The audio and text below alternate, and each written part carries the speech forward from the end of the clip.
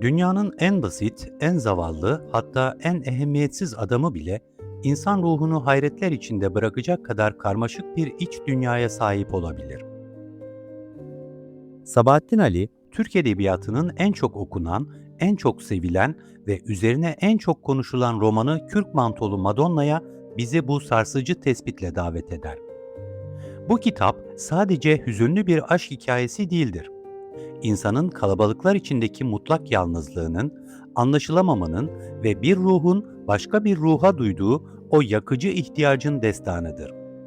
Belki de bu yüzden ilk yayımlandığı 1943'ten bu yana hiç eskimedi. Çünkü anlattığı yalnızlık tarihe değil insanın doğasına aitti.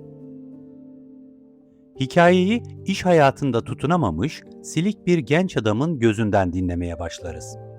Ancak asıl hikaye onun iş arkadaşı olan Raif Efendi'nin çekmecesinden çıkan siyah kaplı bir defterde gizlidir. Bugün o defterin sayfalarını birlikte aralayacağız. Ankara'nın gri ofis koridorlarından 1920'lerin Berlin'ine, sanat galerilerine ve bir kadının kürk mantosunun altına gizlenmiş o devasa melankoliye yolculuk edeceğiz. Hazırsanız Raif Efendi'nin kimselere anlatmadığı, 10 yıl boyunca kalbinde bir ceset gibi taşıdığı o büyük sırrı keşfediyoruz.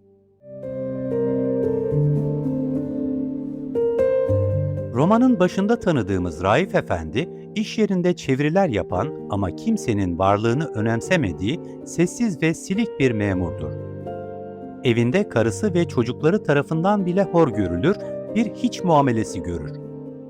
Düşünün, sabah kalkan bir adam, kahvaltı masasında kimsenin görmediği, işe giden bir adam, koridorda kimsenin selam vermediği.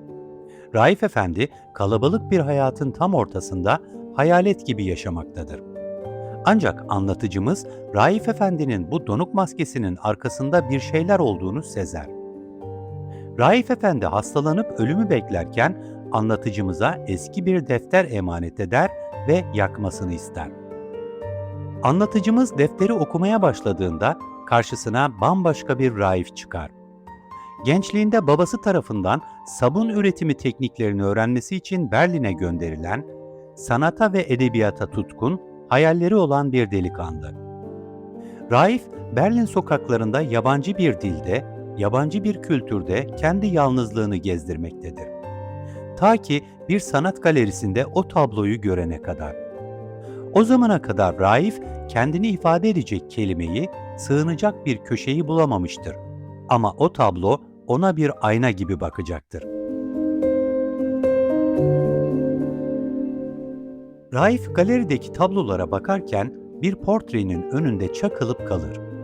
Kürk mantolu bir kadın aynada kendisine bakmaktadır. Bu bakışta Raif'i sarsan şey kadının güzelliği değil, o bakışlardaki derin hüzün ve tanıdıklık hissidir. Raif günlerce, saatlerce o tablonun önünde bekler. Tablo artık onun için sadece bir sanat eseri değil, dünyadaki tek dayanağı, tek dostudur. Bir düşünün, bir insanın dünyaya tutunduğu şey bir yağlı boya tuval. Bu kadar derin bir yalnızlığı Sabahattin Ali tek bir imgede böyle anlatır. Raif, tablodaki kadını Andrea del Sarto'nun Madonna'sına benzetir. Ancak bu modern bir Madonna'dır. Kürk mantoludur ve hayata karşı bir meydan okuma taşımaktadır. Bir akşam tablonun önünde yine dalıp gitmişken arkasında bir ses duyar. Bu ses tablonun ressamına, yani gerçek kürk mantolu Madonna'ya, Maria Puder'e aittir. Maria, Raif'in bu sessiz ve derin hayranlığından etkilenir. Böylece edebiyat tarihinin en naif, en dürüst ama bir o kadar da en çetin ilişkisi başlar. İkisi de fazla söze ihtiyaç duymaz. Çünkü gerçek anlaşma bazen hiç konuşmadan da olur. Raif'in o usul duruşu Maria'ya yıllardır söylenmek istenen şeyi söyler. Seni olduğun gibi görüyorum.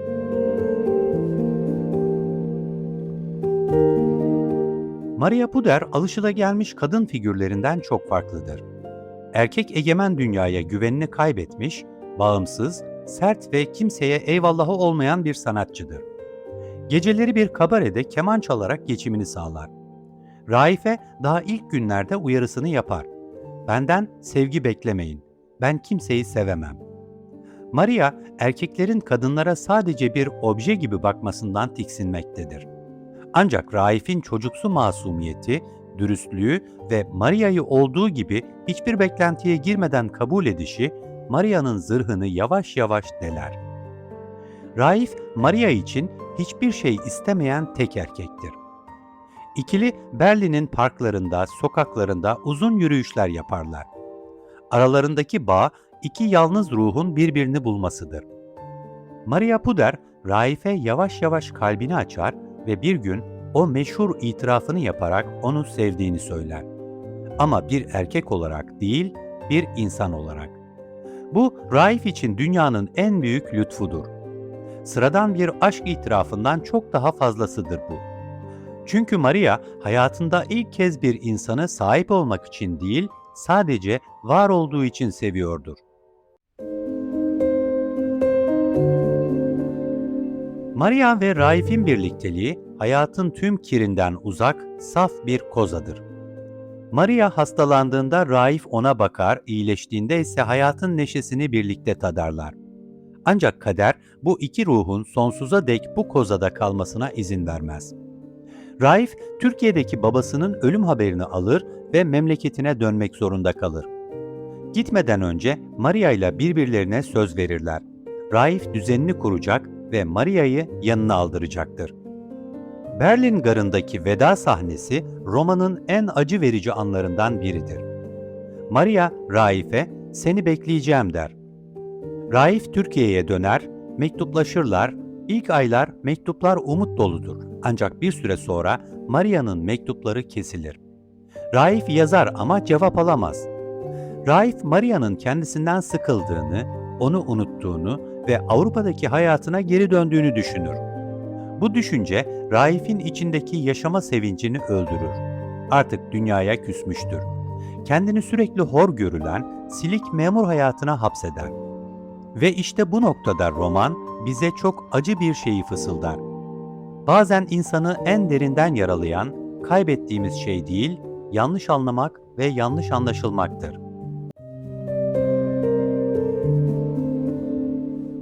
Aradan tam 10 yıl geçer. Raif, Ankara'da mutsuz bir evliliğin ve anlamsız bir rutinin içinde yaşlanmaktadır. Bir gün Maria'nın Berlin'den arkadaşı olan bir kadınla karşılaşır. Bu tesadüf 10 yıllık büyük sessizliğin perdesini yırtıp atar. 10 yıl.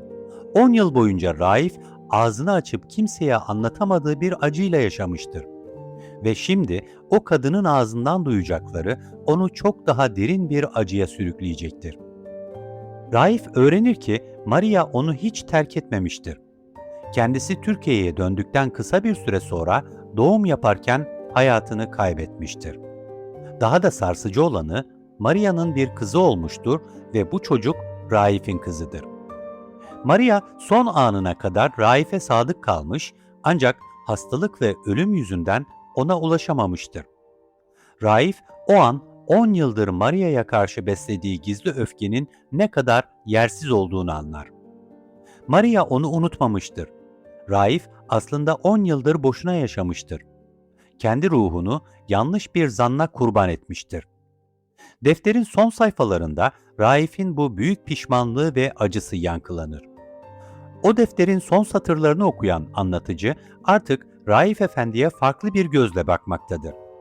O gri, silik, kimsenin önemsemediği adam aslında içinde bir okyanus taşıyan, bu okyanusun ağırlığıyla bükülmüş ama hiç konuşamamış bir ruhtur.